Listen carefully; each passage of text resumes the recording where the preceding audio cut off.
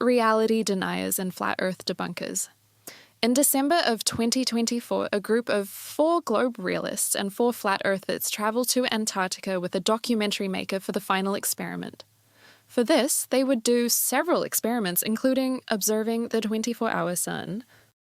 However, before flying to Union Glacier in Antarctica, they spent several days in Punta Arenas, Chile, and there they observed that the sun set in the southwest and rose in the southeast. The first video is from McToon's livestream, and in it he shows where the sun sets, then the light moving across the southern sky to where the sun will rise in the morning. This is south, and the horizon there is lit. So the sun set that direction. It's lit right here, right now. That light, and you may not be able to see it because the phone might not be able to pick up what my eyes can. That moves this direction. And then the sun comes up over there. It's never totally dark. And you know what? This second video is a live stream by Jeranism, Austin Whitsitt, and Lisbeth. They show the southern sky lit up, which is seen better than on McToon's phone camera, and discuss where the sun rose. Lisbeth has images of the sun a little after sunrise, because the actual sunrise was obscured, and shows it rising off to the southeast. Yeah, I saw people complaining about the moon with the sunrise. We just said that you couldn't see the sunrise. Until, what'd you say, 6? 6:52. Well, you couldn't see the sun itself until then. Exactly. Yeah. Correct. I saw the light. And Where would you say it rose from? But that's when it was so many clouds you couldn't tell. Is there a way to see it on your live that I can show on my phone? Maybe. Also, give us like audio feedback if we're. I got a time lapse. So. Yeah, move a little that way. Nice. Like this way. So Lowry. 4:54 Yeah. a.m. Okay. Directly outside of my hotel room. Okay. You'll see that? It was so hard to tell. Like from the beginning, this was so much darker, but it could have just been the clouds were blocking all that. And then over here it was so bright that I'm like, yo, which way is the sun actually coming from? You know? Yeah. This may seem strange to those from the Northern Hemisphere. However, for the billion people living in the Southern Hemisphere, this phenomenon occurs from approximately the 22nd of September until the 20th of March each year. In this video, we will look into which model, the flat Earth or the globe Earth, fits this occurrence better, and take an observation to determine if the sun really sets in the southwest during the Southern Hemisphere summer.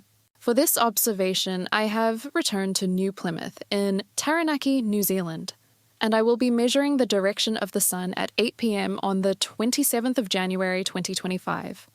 At this time, New Zealand will be at UTC-13. The first part of this video is looking at what each model predicts. To do this, we need to estimate where the sun should be seen from our location and time. We know that the sun will be directly over a spot somewhere slightly north of the Tropic of Capricorn. This is true for both models as the subsolar point. The spot where the sun is directly overhead moves between the Tropics of Cancer and Capricorn and back over a year. The placement of the subsolar point is the same for both models and must be because it is observed directly. The day and night world map from dateandtime.com shows us where the solar subpoint will be for the time we plan to do our observation. Putting in our location and local time, we are shown where the sun's position should be, and by scrolling down, we can find out the longitude and latitude of the solar subpoint. Here it shows 18 degrees, 22 minutes south, and 78 degrees, 11 minutes east. Let's make a note of these and find out what the models predict. Remember that both models agree as to the sun's position. While there is no one accepted flat Earth map, something worth a video all of its own, I am going to use the shown map because while the positions are wrong, it does have the land masses the correct size and shape, unlike the A.E. Gleason map which has the positions right, but the shapes and sizes incorrect. If you disagree with this map and believe you have a better one that will show the correct size, shape, and position of the land masses, then feel free to show it in the comments below. I have yet to see an accurate flat Earth map, so I am sure if you have one, it'll be a first for me. The sun can be placed on the map based on the found position using dateandtime.com. Now I can draw a line directly between the subsolar point of the sun and where New Plymouth would be on this map. This line shows that at 8 p.m. on the 27th of January 2025, the view to the sun on a flat Earth would have to be northwest of New Plymouth. Now we will do the same for the globe. Using Google Maps, we can find the subsolar point for the Sun, and then also find the location where I will be taking the observation, Marsland Hill in New Plymouth, New Zealand.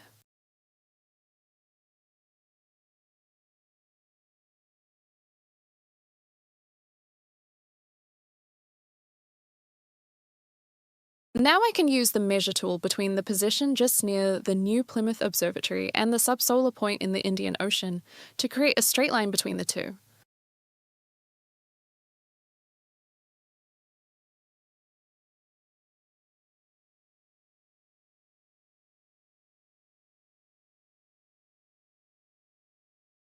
We can see that in the case of the globe, the line to the Sun's position goes to the southwest, below Australia. So now we have two testable claims. The first one is from the Flat Earth model, which says that at 8 p.m. on the 27th of January 2025, the Sun's position will appear to be to the northwest when viewed from Marsland Hill, New Plymouth, New Zealand. The second claim is from the Globe model, which says that at 8 p.m. on the 27th of January 2025, the Sun's position will appear to be to the southwest when viewed from Marsland Hill, New Plymouth, New Zealand. These are competing claims. They cannot both be correct as the Sun cannot be seen in two directions at the same time. Otherwise, we would see two suns.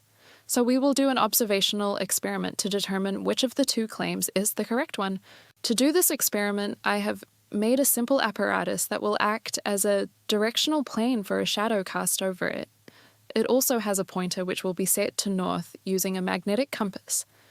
If the shadow falls between the upper part of the pointer, painted red, and the western crosspiece, then this will indicate a northwestern sun. However, if the shadow falls between the white southern end of the pointer and the western crosspiece, this will indicate a southwestern sun. Here in New Plymouth, we have a positive 21.5 degree magnetic declination, so I will have to attempt to set my magnetic compass to show this when I align the pointer to the north. Unfortunately, the compass I have appears to be set up for the northern hemisphere. So while it is fine when handheld, when placed on a surface, the magnetic dip tends to pull the southern end down to the base of the compass and can stick a little. This means I may have to tilt the compass a little, just to make sure that the needle can rotate freely. Well, here we are in sunny New Plymouth at 8 p.m. on the 27th of January, 2025. You can see the New Plymouth Observatory here on Marsland Hill, and behind the trees Taranaki Maunga is hiding behind some clouds. As I turn around to the west, you can see the sun.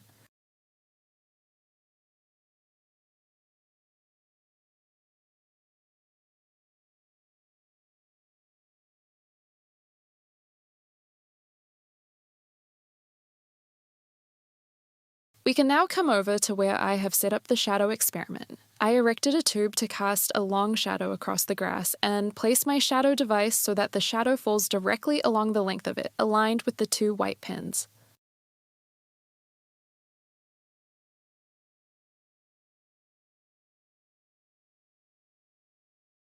I have set my pointer to north as my magnetic compass shows it.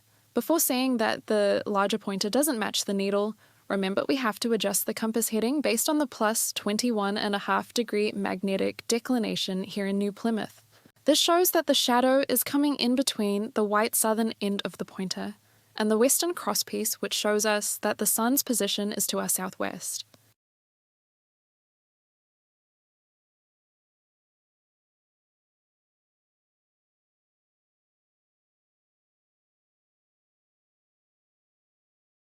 And if we look out towards the northwest, we can see that there is no sun in this direction. The final thing I want to check is the sun's direction according to the compass. Here we see the shadow falls parallel to around 254 degrees on the compass dial. However, I also didn't quite set the declination right, having it at about 24 degrees instead of 21.5. Making that correction would put the sun's direction at about 251 to 252 degrees. Here we have the prediction of where the sun should appear to us based on the globe model. If we look at the sun's azimuth, we can see that according to this model, it should be at 252.03 degrees. I'm going to say, considering our devices, that is well within experimental error. If you have enjoyed my content and possibly learned something new, then please throw me a like and share this with your friends and enemies. Maybe even a comment and a subscribe if you think I have earned it. I am planning to start doing new content a few times a month. On that note, and with the globe once more standing up to scrutiny, I bid you all a fond farewell. Goodbye.